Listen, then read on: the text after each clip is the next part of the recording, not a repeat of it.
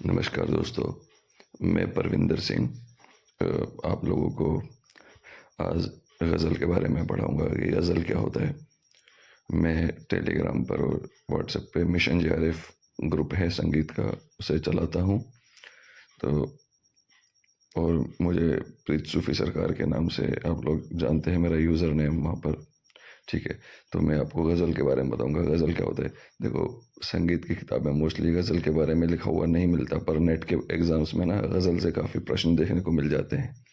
ठीक है, तो मैं आज आप लोगों को गज़ल लेखन की एक बेसिक जानकारी दूंगा। ठीक है, देखते हैं गज़ल क्या होता है। चलो हम क्लास को आगे बढ़ाते हैं।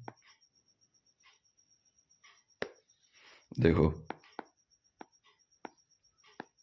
गज़ल, ठीक है, इसकी परिभाषा क्या होती है। मैं आपको इसकी परिभाषा बताता हूँ कि गज़ल जो है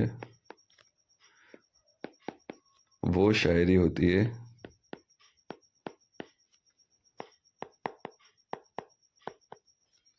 जिसमें रदीफ, काफिया, बहर तथा ओज़ान की बंदिश हो। ओज़ान की बंदिश हो यानी गज़ल एक ऐसी शायरी होती है जिसमें रदीफ, काफिया, बहर और ओज़ान की बंदिश हो। यानी ये चार चीज़ें एक गज़ल में होनी चाहिए। इन चारों में से अगर कोई भी चीज़ मिसिंग है तो वो गज़ल गज़ल नहीं कहलाएगी टेक्निकली। ठीक है, वो फिर ऐसे ही तुकबंदी और कविता वगैरह कुछ भी कह सकते हो आप, पर उसको हम गज़ल नहीं कहेंगे। ठीक है, तो वो हम गज़ल के अंदर अदीब, काफिया, बहर और ओज़ान की बंदिश देखते हैं। ठीक है, मेरी हैंड राइटिंग थोड़ी ठीक नहीं है, तो आप लोग इससे काम चला लेना। ठीक है, वॉइस भी साथ में मैं रिकॉर्ड कर रहा हूँ। ठीक है, ये हो गई गज़ल की परिभाषा। चलो आगे हम देखते हैं। गज़ल में जैसे हम एग्जाम्पल लेते हैं एक गज़ल का। ठीक है, बड़ी फेमस गज़ल है उनकी, गुलाम अली खान साहब ने गाई है ना, आप लोगों ने सबने सुनी है। जैसे गज़ल है, चुपके चुपके रात दिन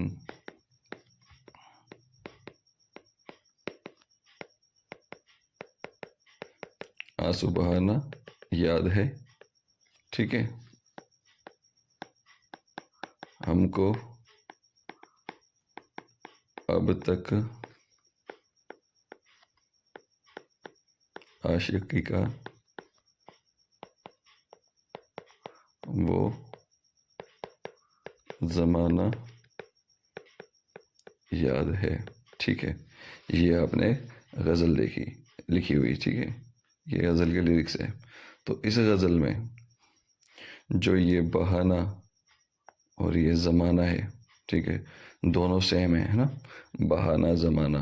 तो ये तो हो गया इस गज़ल का क्या, काफिया।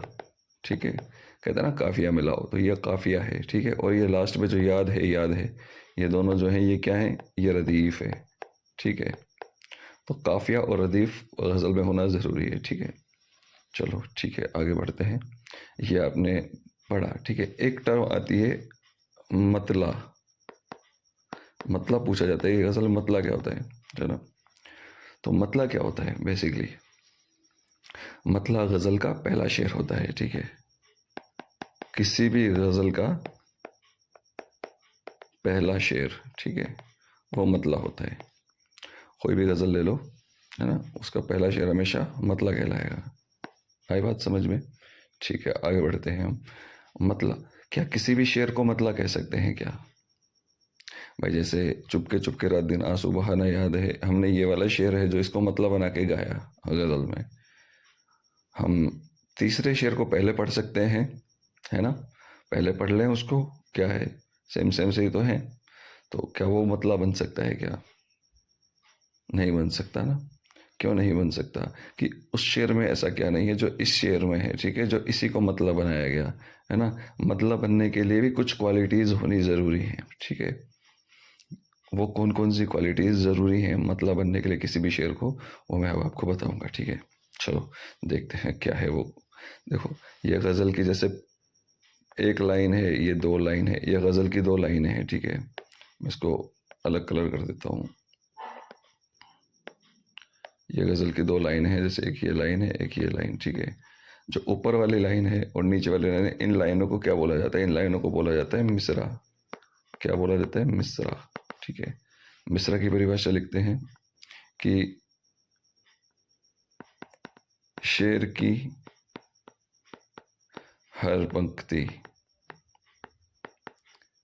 मिसरा कहलाती है, मिसरा कहलाती है, ठीक है। शेर की हर पंक्ति क्या कहलाती है? मिसरा, ठीक है। लेकिन मिसरा में भी ऊपर वाला और नीचे वाला दो मिसरा हैं, तो दोनों मिसराओं को भी हम एक पर्टिकुलर नाम देंगे, ठीक है। तो ऊपर वाला जो है उसको बोलेंगे हम अव्वल मिसरा, क्योंकि वो अव्वल है ना, ऊपर ऊपर है, तो उसे हम बोलेंगे अव्वल मिसरा, ठीक है। और आम भाषा में उसे क्या बोला जाता है? उला मिसरा भी बोला जाता है, ठीक है।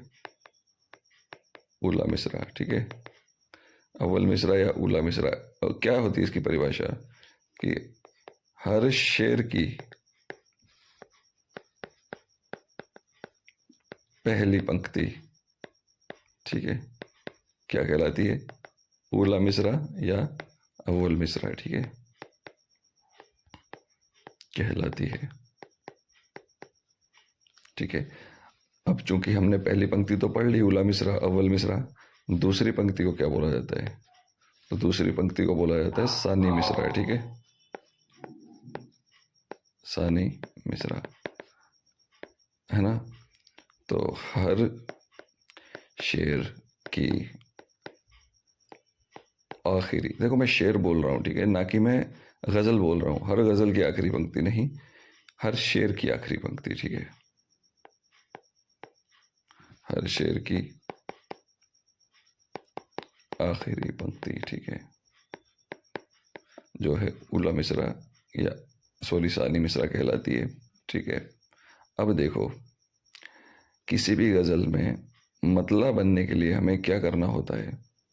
किसी भी गज़ल को मतलब, किसी भी गज़ल के शेर को मतलब बनाने के लिए उसके अव्वल मिसरा में और सानी मिसरा में दोनों में रदीफ और काफिया का होना ज़रूरी है, ठीक है। देखो यहाँ पर काफिया भी है, पहले शेर में भी, सॉरी पहली लाइन में या दूसरी लाइन में भी काफिया है, ठीक है। तो दोनों लाइनें, दोनों मिसरा जो है वो हम काफिया हैं, हम काफिया बोला जाता है दोनों में जब काफिया होगा तो, और दोनों हम रदीफ भी हैं, ठीक है। तो हम काफिया और हम रदीफ दोनों में मिलेगा, ठीक है। उला मिसरा और सानी मिसरा में हम रदीफ काफिया दोनों का होना ज़रूरी है। जिस भी शेर में, जिस भी शेर के अंदर उला मिसरा और सानी मिसरा हम रदीफ और हम काफिया हैं, वो ही शेर जो है मतलब बन सकता है। सारे शेर मतलब नहीं बन सकते, ठीक है।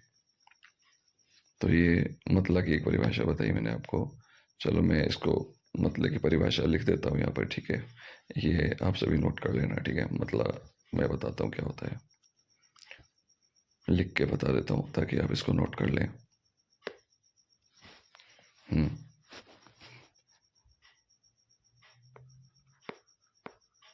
मतलब गज़ल का वह शेर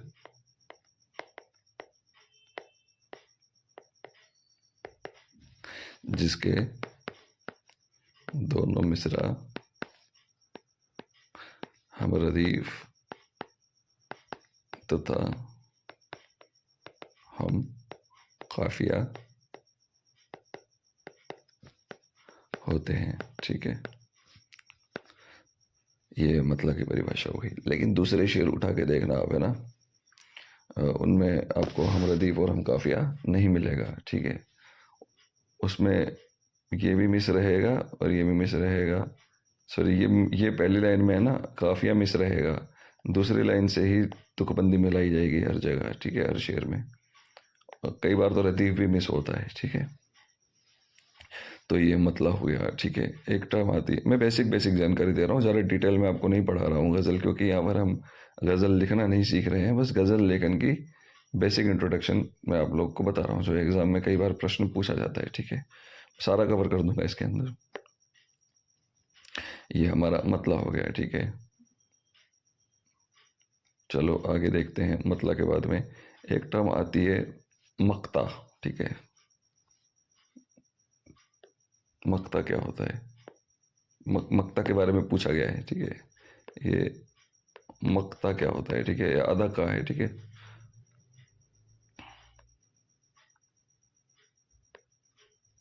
जैसे मतला गजल का पहला शेर है, ऐसे ही मक्ता गजल का आखिरी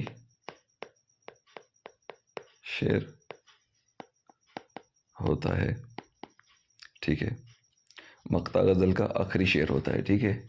मक्ता की क्या विशेषता है? जैसे जैसे उसकी विशेषता, मतला की विशेषता तो मैंने आपको बताई कि उसके दोनों मिसरा हमरदीफ और हम काफिया होने चाहिए, ठीक है, उला मिसरा और सानी मिसरा। लेकिन मक्ता की क्या विशेषता है? तो मक्ता में क्या होता है? मक्ता की मैं आपको विशेषता बताता हूँ कि मक्ता में ना आपको तखल्लुस मिलेगा, ठीक है। मक्ता में आपको हमेशा तखल्लुस मिलेगा, ठीक है। आखिरी शेर होता है और इसमें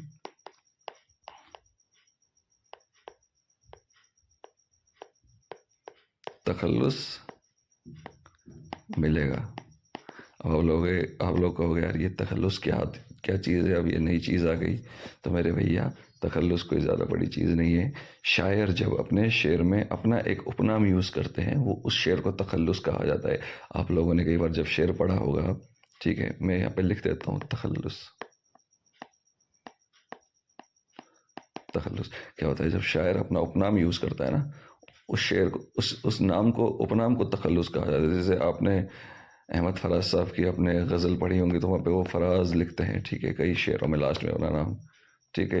मिर्ज़ा गालिब की भी पढ़ी होंगी, मिर्ज़ा गालिब जो है वो गालिब लिखते थे, ठीक है, जो लिखते थे ना गालिब, ठीक है।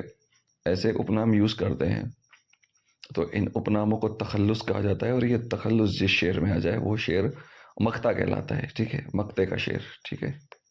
लेकिन मक्ते का शेर जो है वो आखिरी शेर होता है। लेकिन अमूमन कई बार जो है ना, गज़ल लेखक जो है वो मक्ता का जो शेर है वो बीच में भी यूज़ कर लेते हैं। तो ज़रूरी नहीं है कि मक्ता आखिर में हो, ठीक है। यहाँ पे मैं लिख देता हूँ कि ज़रूरी नहीं मक्ता आखिरी शेर हो, है ना, इसे बीच में भी पढ़ा जा सकता है। लेकिन बीच में पढ़ा जा सकता है, लेकिन इसे पहले नहीं पढ़ा जा सकता। अगर मक्ता को पहले पढ़ लेंगे तो फिर वो मक्ता मतला बन जाएगा, ठीक है। और मतला बनने के लिए फिर उसकी क्वालिटीज़ चेंज हो जाएंगी, है ना, उसको क्वालिटीज़ भी तो चेंज करनी पड़ेगी ना मक्ता में। इसलिए मक्ता आखिरी में, ज़्यादातर आखिरी में होता है यूज़, पर कई बार बीच में भी यूज़ कर लेते हैं। और मक्ता का शेर वो होता है जिसके अंदर तखल्लुस का इस्तेमाल हो। तखल्लुस माने कि उपनाम शायर का, ठीक है। तो ये मैंने आज आपको मतला बताया, मक्ता बताया, रदीफ काफिया बताया, ठीक है, मिसरा बताया दोनों, ठीक है। आगे मैं और कुछ सोचता हूँ कि और क्या पूछा जाता है। हाँ, एक टर्म यूज होती है अशआर, है ना। अशआर क्या होता है? अशआर भी मैं आपको बताता हूँ। अशआर, ठीक है। अशआर क्या होता है? तो अशार क्या होता है? अशार होता है बेसिकली बहुत सारे शेरों का समूह, ठीक है। जैसे 5-7 शेर लिखे हुए हैं तो वो सारे अशार कहलाएंगे, ठीक है, वो अशार रहता है, ठीक है। तो यहाँ पे लिख देता हूँ बहुत सारे शेरों का जो समूह है वो अशार कहलाता है, ठीक है, कहलाता है। तो भाई आप लोगों ने आज इतना पढ़ा, ये सब पढ़ा, ठीक है, लेकिन इसमें मैं एक इम्पोर्टेंट चीज़ बताऊंगा। प्रश्न एग्ज़ाम में ऐसे भी घुमा सकता है कि निम्नलिखित में गज़ल में कौन सी चीज़ होना अनिवार्य नहीं है, ठीक है। रदीफ़, काफ़िया, बहर और ओज़ान, ठीक है। अब आप कहोगे क्या सर ने तो क्लास में बोला था कि गज़ल तो वह शायरी इसमें रदीफ़ भी होना चाहिए, काफ़िया भी, बहर भी और ओज़ान भी होनी चाहिए। यहाँ पे तो पूछ रहा है कि कोई एक चीज़ अगर आप हटाओ तो कौन सी हट सकती है गज़ल में, है ना। तो कौन सी चीज़ हट सकती है गज़ल में, ठीक है, वो मैं आपको बताता हूँ कि गज़ल के अंदर जो है ना, रदीफ़ का होना अनिवार्य है, काफ़िया का होना अनिवार्य है, बहर का होना अनिवार्य है और ओज़ान का होना तो अनिवार्य है। लेकिन कई बार ऐसी गज़लें देखी गई जिनमें रदीफ़ मिस होता है, ठीक है, रदीफ़ मिस होता है, ठीक है। बिना रदीफ़ की गज़लें भी देखी गई है, ठीक। तो जिन भी गज़लों में रदीफ़ नहीं होता वो गज़ल जो है, उस गज़ल के जो शेर हैं वो गैर मुरद्दफ़ शेर कहलाते हैं और वो गज़ल जो है वो गैर मुरद्दफ़ गज़ल कहलाती है, ठीक है। गैर मुरद्दफ़, गैर मुरद्दफ़ शेर क्या है कि वह शेर जिसमें रदीफ़ ना हो वह गैर मुरद्दफ़, गैर मुरद्दफ़ शेर कहलाते हैं, ठीक है।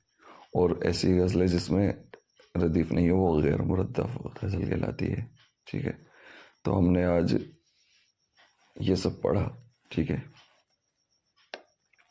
इन सब से एग्ज़ाम में कई बार प्रश्न पूछा जाता है। नेट के एग्ज़ाम में आजकल पूछने लगे हैं ना, गज़ल लेखन में कई बार प्रश्न आते हैं, मैंने देखा था।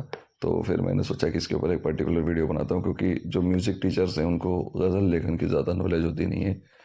कई टीचर्स से आप लोग पढ़ते होंगे, आपने नोटिस भी किया होगा, गज़ल लेखन के बारे में कोई नहीं बताता है, ठीक है।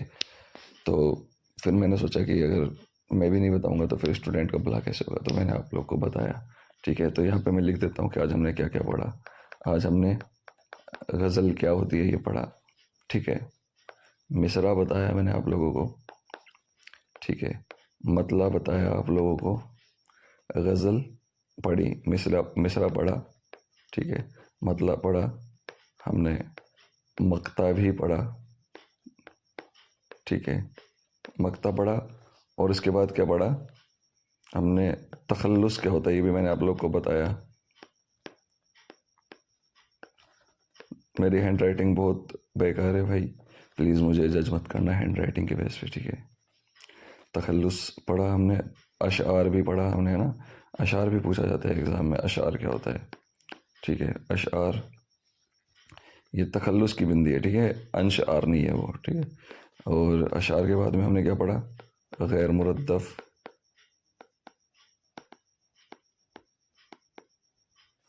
गैर मुरद्दफ़ पढ़ा हमने, ठीक है। और क्या पढ़ा, गज़ल, मिसरा, मतला, मक्ता, तखल्लुस, असार, गैर मुरद्दफ़, ये सब हमने पढ़ा, ठीक है। और भी कुछ पढ़ा होगा तो बीच में मुझे याद नहीं है, ठीक है। तो ये हमने पढ़े हैं, इनसे काफ़ी प्रश्न एग्ज़ाम में देखने को मिलते हैं। तो आप लोगों को मेरी क्लास अच्छी लगे तो प्लीज़ चैनल को सब्सक्राइब करना और सभी में शेयर करना, ठीक है। और मेरी रात को क्लासेस चलती हैं नेट के लिए गूगल मीट पर लाइव, ठीक है। ये मेरा व्हाट्सएप नंबर है, मैं आपको शेयर कर देता हूँ, 8502006591, ठीक है। इस पर मुझे कांटेक्ट करना अगर किसी को क्लासेस मुझसे पढ़नी है तो। मैं सिर्फ नेट के लिए पढ़ाता हूँ, ठीक है। तो टीजीटी पीजीटी के लिए मुझे कांटेक्ट मत करना प्लीज़। अगर किसी को नेट के लिए पढ़ना है तो मुझे ज़रूर कांटेक्ट करना। और फीस बहुत कम है अदर टीचर्स से और अच्छा कंटेंट मिलेगा आपको। ये डेमो क्लास के रूप में ही देख लो आप, जो मैंने ये डाला हुआ है आज गज़ल के ऊपर क्लास, ठीक है।